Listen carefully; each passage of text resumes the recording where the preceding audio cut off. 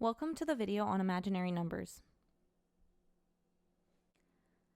So an imaginary number is the result of taking the square root of -1. So right here, I is the imaginary number, and it equals the square root of -1.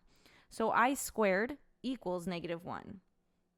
The reason it's imaginary is because you can't actually take the square root of -1, so it creates these complex numbers that are imaginary.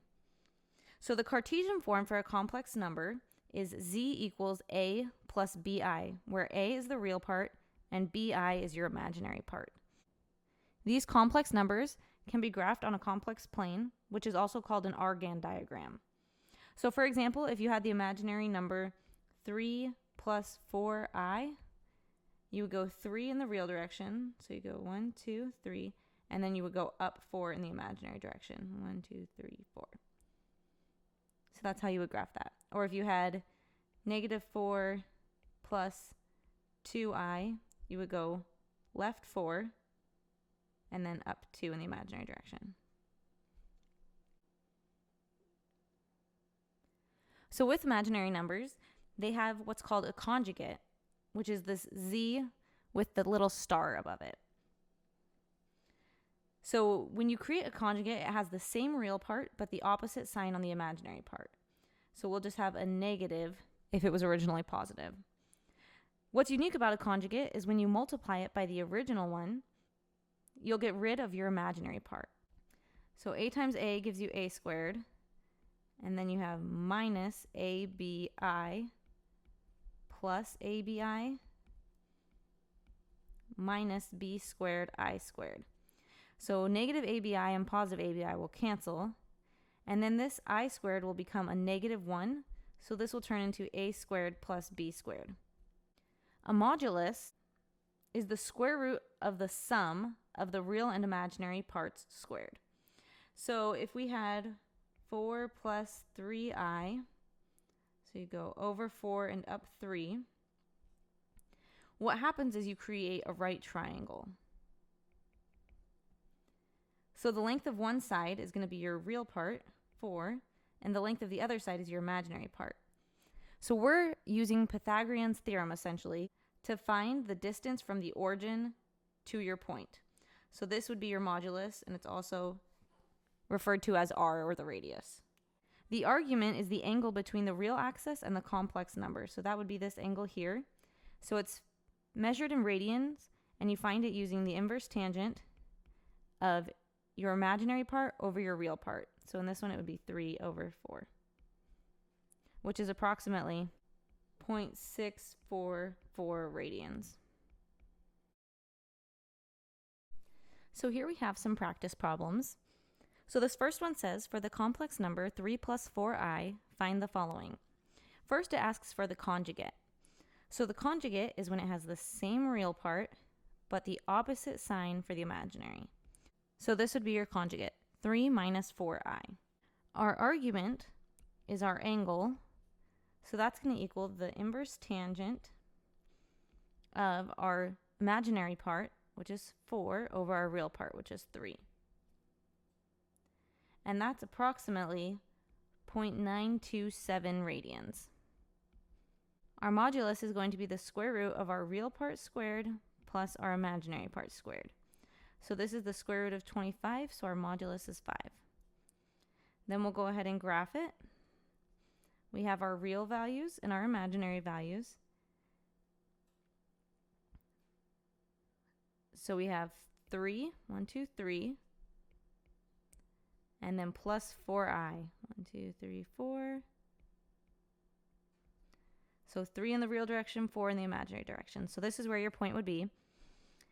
And this distance right here is your modulus, and this angle here is your argument. For the next problem, it says write the complex number 6 plus the square root of 45i in modulus argument form. So we'll find our modulus. So the square root of 6 squared plus square root 45 squared. So that's going to be the square root of 36 plus 45, which is the square root of 81, which equals 9. And our argument is the inverse tangent of our imaginary over our real. So this would be approximately 0.841 radians. So we'll learn more about our modulus argument form in another video, but it's going to be z equals our modulus, which is our radius, so r times cosine theta plus I times sine theta, and theta is our argument. So in modulus argument form, this would be z equals 9 times cosine of 0.841 plus I sine of 0.841. And that would be your answer.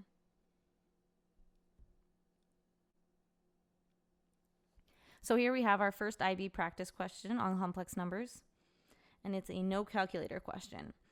So it says find the complex numbers y and z in the form of a plus bi, so that's our Cartesian form, where y over z equals 2i and 3y plus z equals 5 plus 4i.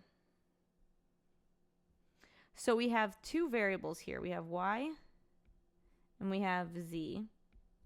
Because I is not a variable, I is the square root of -1. So we're going to solve this using substitution. So we'll take our y over z equals 2i and multiply both sides by z. So we get y equals 2iz.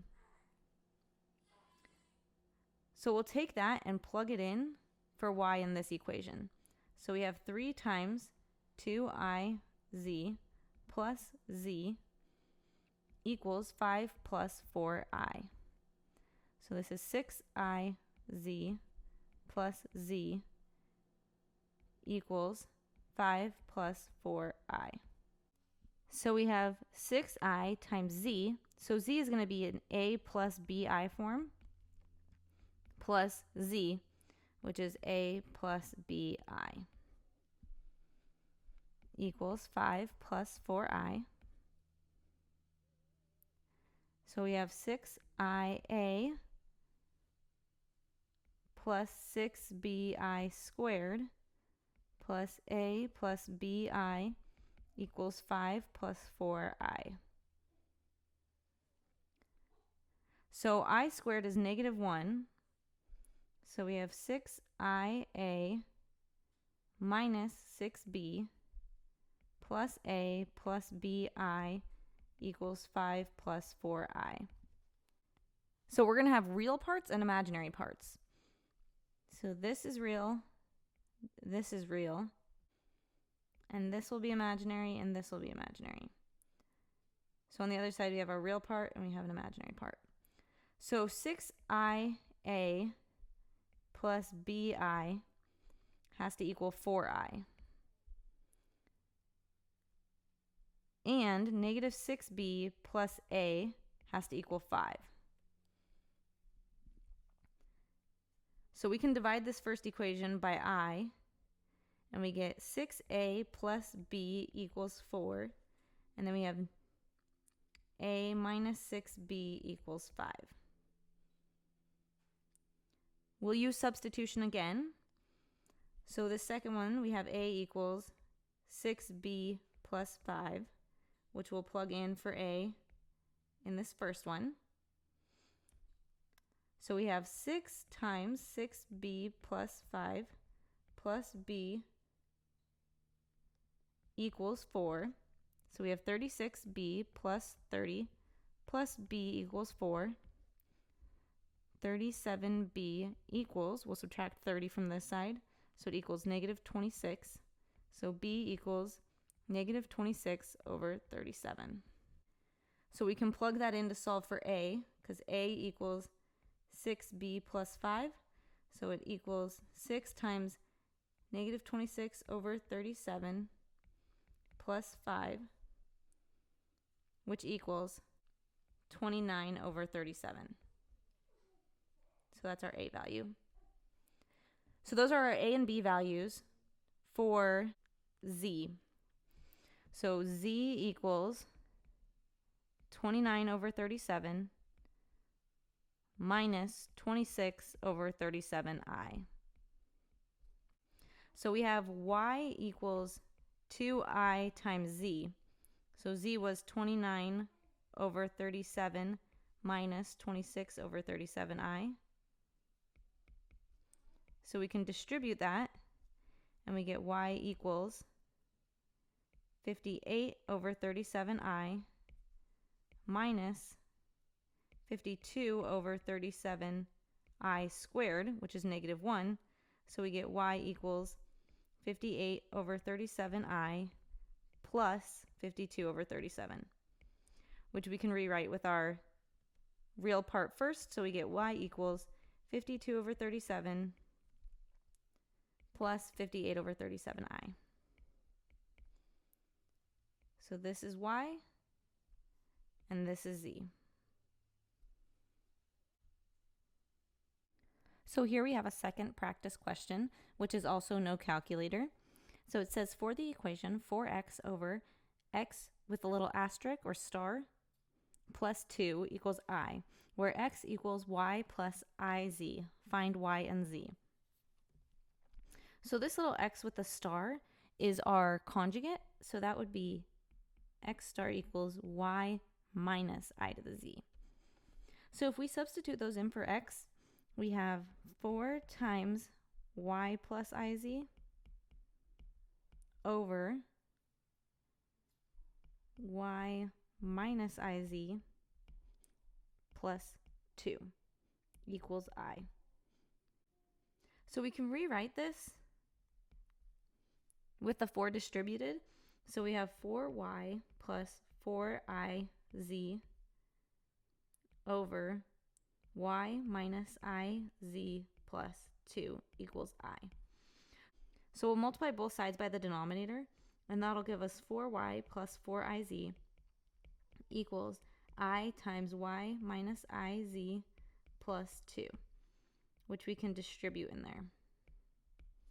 So we have 4y plus 4iz equals iy minus I squared z plus 2i. So now we're going to separate this into two equations. We'll have our real equation and our imaginary one.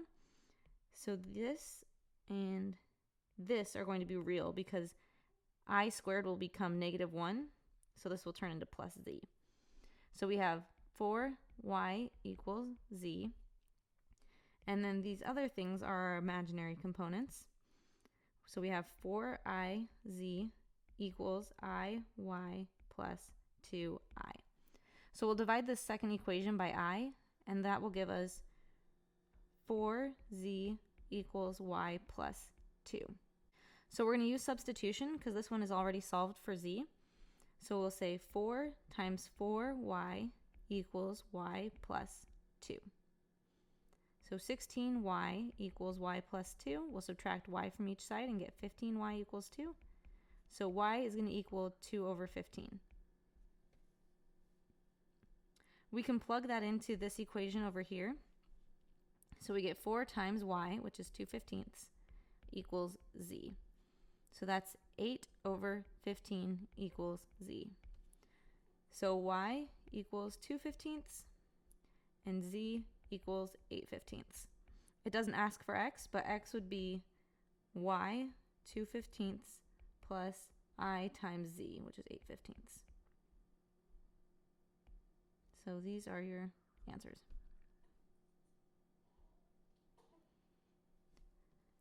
So in summary, the imaginary number I is equal to the square root of negative 1. So I squared is negative 1. The Cartesian form for a complex number is z equals a plus bi, where a is the real part and bi is the imaginary part. The complex plane or Argand diagram is a graph of the real versus imaginary numbers. So we have our a values and then our b values, which are our imaginary ones. And our conjugate has the same real part, but the opposite sign on the imaginary part. So for our conjugate, we multiply our imaginary part by a negative 1.